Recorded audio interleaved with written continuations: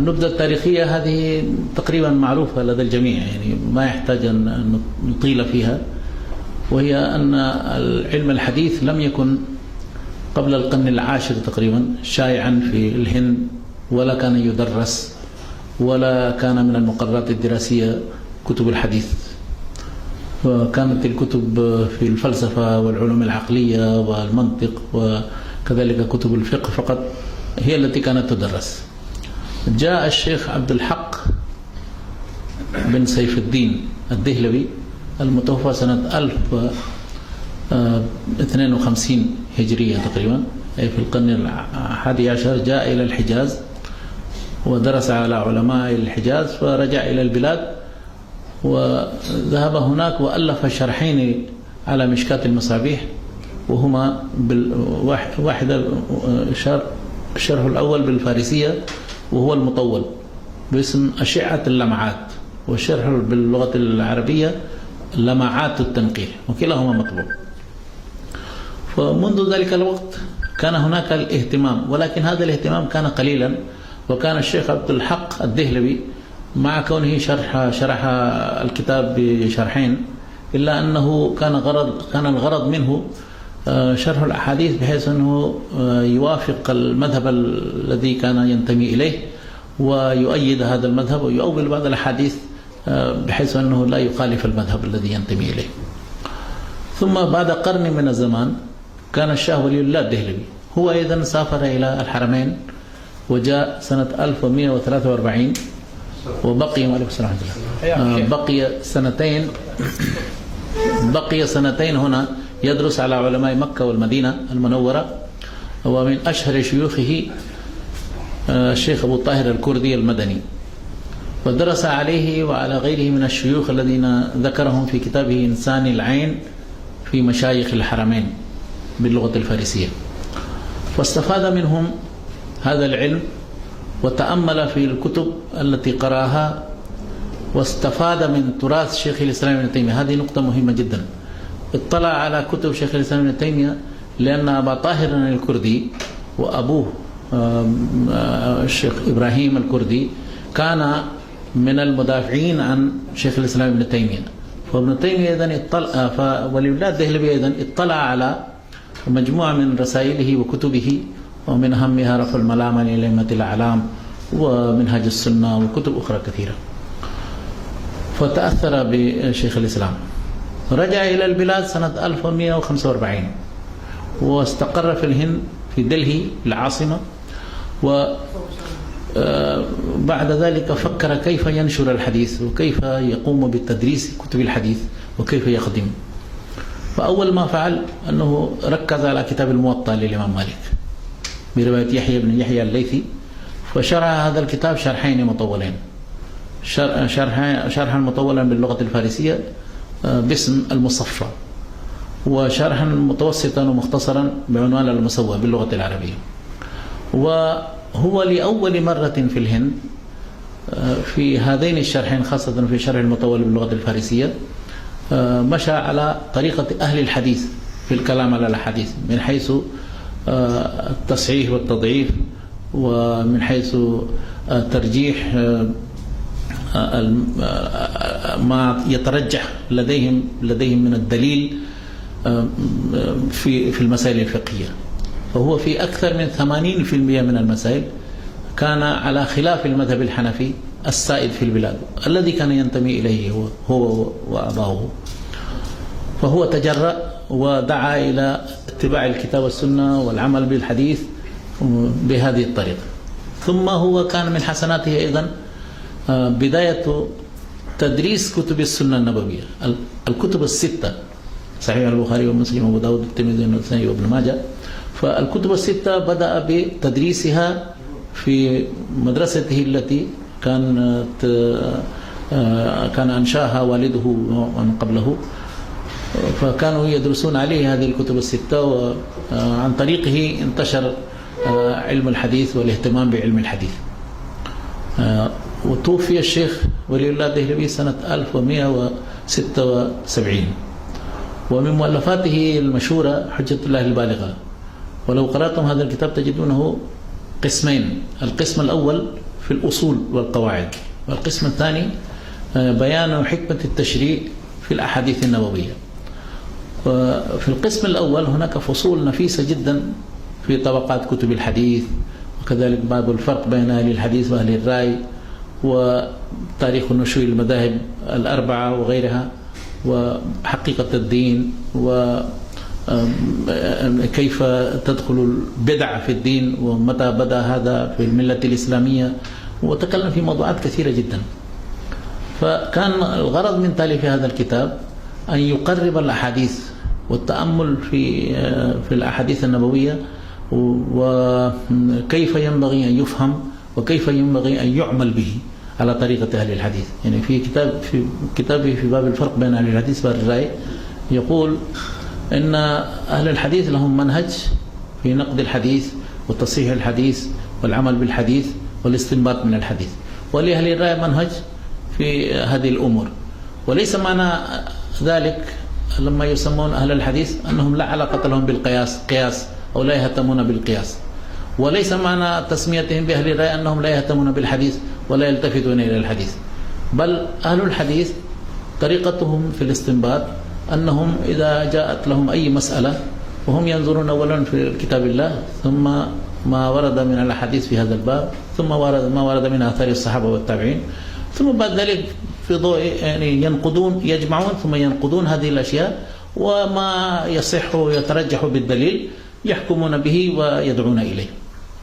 هذا كان منهج أهل الحديث.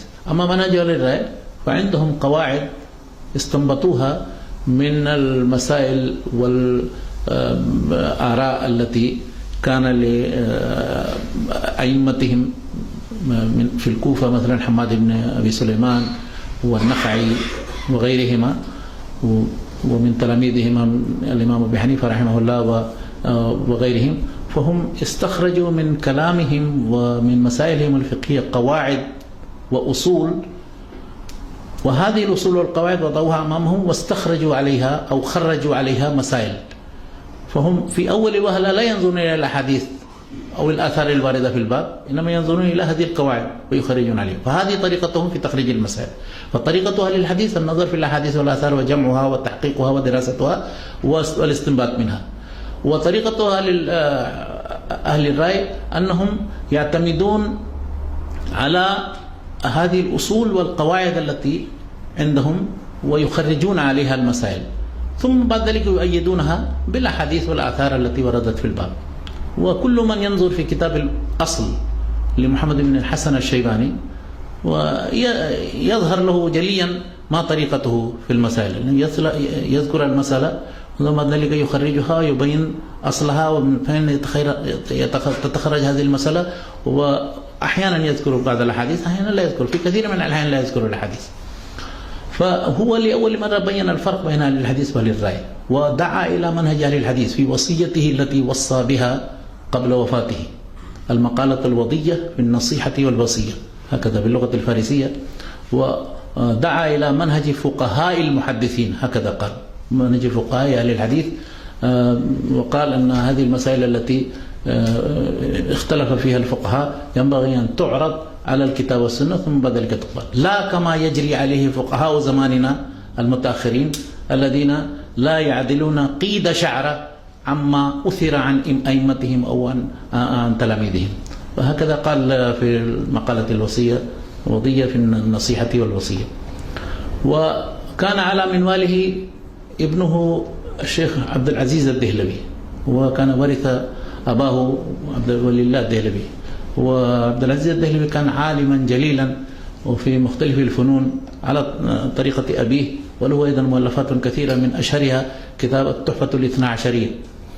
وهذا الكتاب من أهم الكتب التي ألفت في الرد على الرافضة، وكتاب كبير جدا، وللأسف لم يترجم الكتاب ترجمة كاملة ولم تنشر هذه الترجمة حتى الآن. كانت ترجمة رديئة لها عملت في حياته، عملها واحد اسمه غلام محمد الأسلمي سنة 1237 هجرية، وعبد العزيز الدهلوي كان توفي 1239 هجرية. ولكن هذه الترجمة أولا أنها بأسلوب ركيك وليس بعربي فصيح، ثم إنه بقي هكذا، وذكر المؤلف وعنون كتابه الترجمة العبقرية والصولة الحيدرية في ترجمة التحفة الاثنى عشرية، هكذا عنوانه. فأدعى دعاوي فارغة أيضا أنني قمت بهذا وكذا، فبعضهم يدعون دعاوي ويسمون بعض الكتب ينفرون منها الناس. كان هذه الترجمة وقعت بيد الأستاذ العلامة محمود شكري اللالوسي، ففكر أن نشره بهذا الشكل ربما لا يفيد، فهذبه ولخصه واختصر مباحثه في مختصر التحفة الاثنى عشرية باللغة العربية، ونشر بعد ذلك في مصر. فهذه النسخة هي المتداولة، يعني مختصر هذه الترجمة. وينبغي أن يترجم الكتاب اللغة باللغة الفارسية، هذه تترجم إلى اللغة العربية بالاعتماد على الأصل الفارسي من جديد، لأن الترجمة القديمة هذه لا تفيد، ينبغي أن يكون هناك ترجمة جديدة للنشر. على كل حال، فعبد العزيز الدهلوي أيضا اهتم بكتب الحديث وبيان مراتب كتب الحديث وطبقات كتب الحديث، وألف كتابين مهمين جدا في هذا الباب: كتاب بستان المحدثين في التعريف بالمحدثين وما وصل إلينا من كتبهم والتعريف بهم بهذه الكتب وما ألف حولها وكل ما يتعلق به. هذا كان من الكتب التي يرجع إليها في معرفة مناهج المحدثين ومعرفة مناهج هذه الكتب المؤلفة. وعرب مرتين، طبع طبعتين باللغة العربية. وكتاب آخر وهي رسالة صغيرة له، العجالة النافعة، هذه أيضا عربت، وهي في مسائل من المصطلح وفي ضبط الأسماء والكنى وغيرها، وهي أيضا مفيدة ومهمة لطلاب الحديث. وطوال حياته أيضا هو بعد وفاة الشاه ولي الله الدهلوي سنة 1176 إلى وفاته 1239، يعني فترة طويلة جدا، تقريبا 60 عاما أو أكثر، وكان يدرس وتخرج عليه مئات من العلماء والمشايخ، ومن أشهرهم محمد إسحاق الدهلوي الذي كان في منصبه بعد وفاته، فهو له تلاميذ كثير جدا. ومن تلاميذ محمد إسحاق الدهلوي بعضهم كانوا ينتمون إلى أهل الحديث، وبعضهم كانوا ينتمون إلى المذهب الحنفي وهم الحنفية. فافترقوا بعضهم فرقتين: فرقة أهل الحديث أو جماعة أهل الحديث، وفرقة علماء ديوبند أو فرقة العلماء الحنفية. وكان على رأس علماء أهل الحديث الذين تخرجوا على محمد إسحاق الدهلوي العلامة الشيخ نذير حسين الدهلوي. الشيخ نذير حسين الدهلوي عاش 100 سنة تقريبا، ولد سنة 1220 وتوفي سنة 1320. ومحمد إسحاق الدهلوي لما هاجر إلى الحجاز سنة 1258 هجرية، فبقي في منصبه يدرس الحديث 62 عاما تقريبا في دلهي. هذا نذير حسين الدهلوي. ولذلك تجد أن آلافا من العلماء وطلاب الحديث ذهبوا إليه ودرسوا عليه الحديث، كتب الستة وغيرها، وأخذوا منه إجازة. ومنهم بعض علماء العرب من علماء نجد، مثلا الشيخ سعد بن حمد بن عتيق، الشيخ علي بن ناصر الوادي الذي عن طريقه يصل أسانيدكم وأسانيد الحجازيين والنجديين. وهناك علماء آخرون أكثر من ممكن 12 عالما أحصيتهم من البلاد العربية. ومنهم عبد الله بن إدريس السنوسي الذي أخذ منه الإجازة الشيخ أحمد شاكر رحمه الله، وآخرون من العلماء كثير من البلاد العربية. ومنهم بعض من كان من أهل مكة، وبعضهم أصولهم من الهند، وبعضهم من مكة. منهم من كان درس عليه لكنه لا يذكره من شيوخه،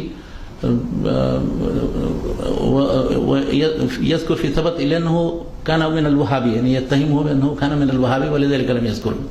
ذكر عبد الحي الكتاني رحمه الله في كتابه التراتيب الإدارية، ليس التراتيب الإدارية، فهرس الفهارس والأثبات.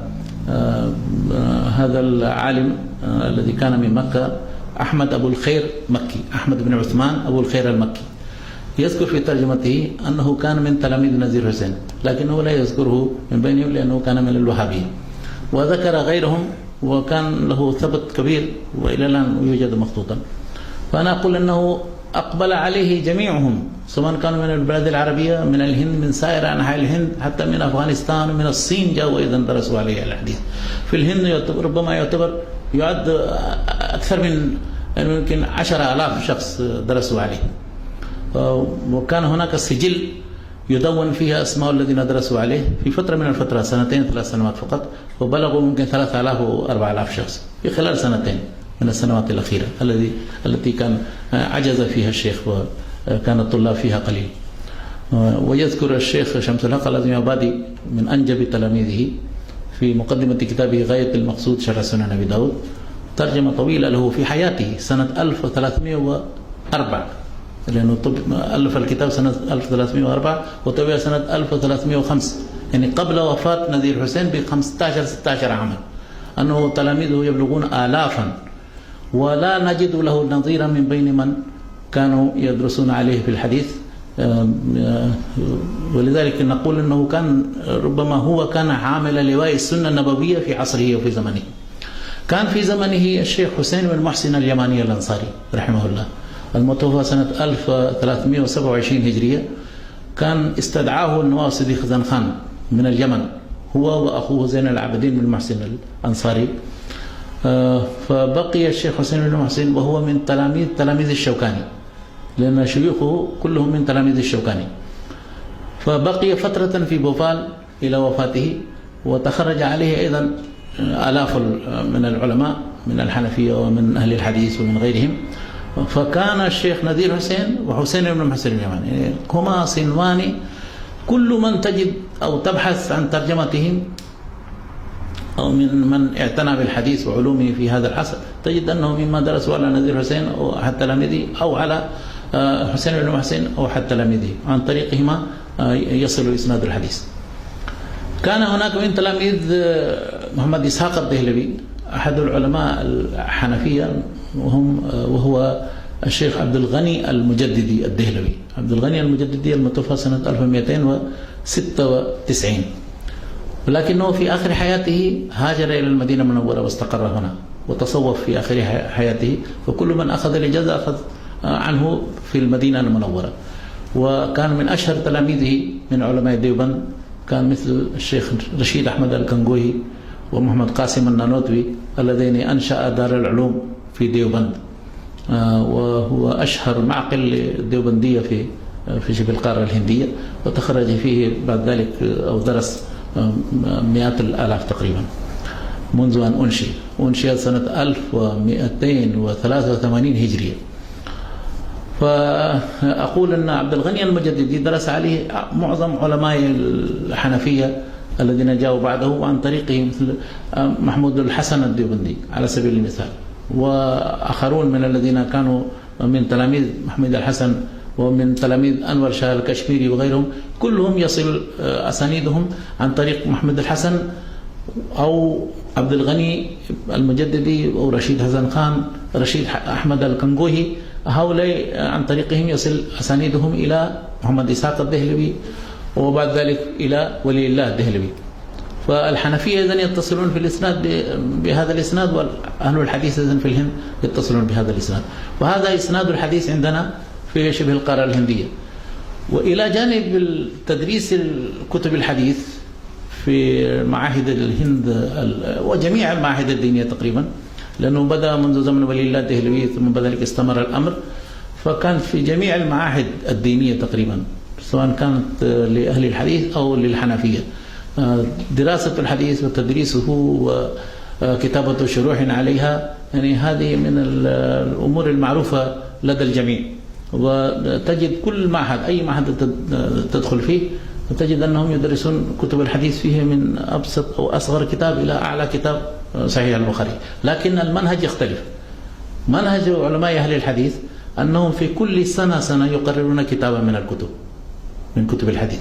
مثلا في سنة من السنوات بلوغ المرام، ثم مشكاة المصحفي في 2 سنين، ثم بعد ذلك جامع الترمذي في سنة، ثم سنن أبي داود في سنة، ثم سنن النسائي في سنة، وهكذا بعد ذلك صحيح المسلم، ثم صحيح البخاري يختم به.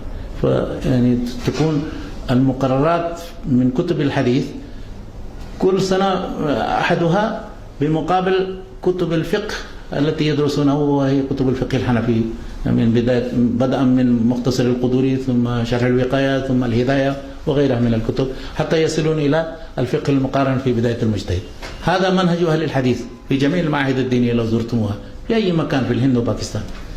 أما منهج علماء الحنفية والمدارس التابعة لديوبند فمنهجهم أنهم يقررون كتب الأصول والفقه الحنفي ويركزون عليها 6 سنوات يدرسون الطلاب ويربون عليها تربية كاملة حتى يكون سنة التخرج السنة الأخيرة، ويقررون فيها 7 كتب مرة واحدة: صحيح البخاري ومسلم وابو داود والترمذي والنسائي وابن ماجه والموطأ للإمام محمد، هم رواية محمد يدرسونها، وأحيانا يضيفون إليها شرح معاني الآثار. فكل هذه الكتب في ديوبند أو في سهارنبور في أي مدرسة من مدارس الحنفية تجد أنهم يدرسونها كلها مرة واحدة في سنة واحدة على بعض المشايخ، ويسرعون في قراءتها. يعني كان المقصود بها سرد هذه الكتب والمرور بها، وأحيانا يتوقفون على بعض الأحاديث التي يحتج بها الحنفية أو غيرهم ويتكلمون عليها، وإلا بقية الأحاديث يسردونها سردا. فهذان منهجان معروفان وإلى الآن في جميع المعاهد الدينية متبع، ولا خلاف في ذلك. كل من يزور أي معهد ديني يعرف هذا الأمر. وهذا ما يتعلق بناحية تدريس كتب السنة والحديث، وما يتعلق بالإجازة في الحديث. وأنتم تعرفون أن كل من يبحث عن الإجازات من علماء الحديث في الهند وباكستان كم منهم زاروا هناك وكم منهم استدعوا وأخذوا منهم الإجازات، وهذه الإجازات إلى الآن مستمرة. والمشايخ الكبار الذين درسنا عليهم كانت طريقتنا أننا درسنا على شيخ من المشايخ كتابا من كتب الحديث، فأغلب هؤلاء المشايخ توفوا رحمهم الله، من أواخرهم الشيخ محمد رئيس الندوي الذي درسنا عليه جامع الترمذي. ولكن بقي الآن من يخلفونهم في جميع المعاهد الدينية سواء كان مدارس أهل الحديث أو مدارس الحنفية، وإلى الآن الناس يذهبون إلى الهند وباكستان ويأخذون الإجازات، كل من يرغب في الإجازات يذهب ويسافر إلى هناك. فهذه النقطة كانت ما يتعلق بتدريس كتب السنة والحديث.